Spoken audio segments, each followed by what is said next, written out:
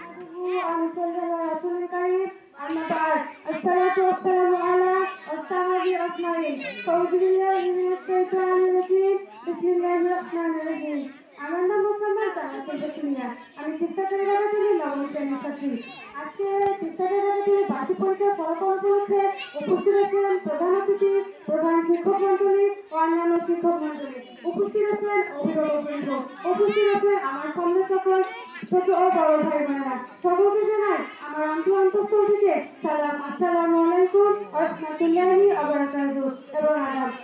প্রথমে ধন্যবাদ জ্ঞাপন করতে চাই যিনি আমাকে এখানে কিছু কথা বলার সুযোগ করে দিয়েছেন।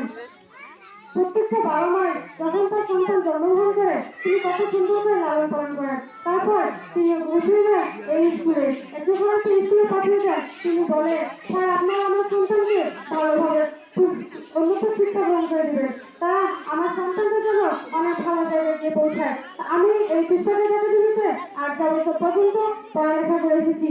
শিক্ষক মন্ডলী তারা আমাদেরকে অনেক আদর্শ শিখিয়েছেন, তারা শিখিয়েছেন আমাদেরকে অনেক আদর্শ, তারা আমাদেরকে উন্নত অনেক আশা শিখিয়েছেন। আমি প্রথমে সেরকম কিছু আমার স্বপ্ন ভাবিনি। যখন আমি এই শিক্ষকের কাছে আসলাম তখন আমার স্বপ্ন অনেক বেড়ে গেল যে আমি ভাবলাম আমি এই ছোট একটা বাচ্চা আমি ভবিষ্যতে কি হবো। তখন আমার শিক্ষকরা শিখিয়েছে তুমি ভবিষ্যতে অনেক কিছু হতে পারবা। প্রত্যেকটা মানুষ হলো ছোট থেকে বড় হয়, তারা জীবনের প্রথমে অনেক ছোট থাকে তারপর অনেক বড় হয়েছে।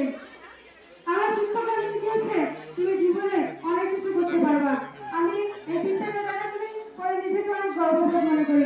আমি ভালো জায়গায় যেতে পারি, আমরা যাতে প্রত্যেকটা আমার বাবা মা আমার শিক্ষকগণের মুখ উজ্জ্বল করতে পারি, আমরা যাতে আমাদের তিস্তাকের একাডেমির মান সবকিছু আমরা উজ্জ্বল করতে পারি।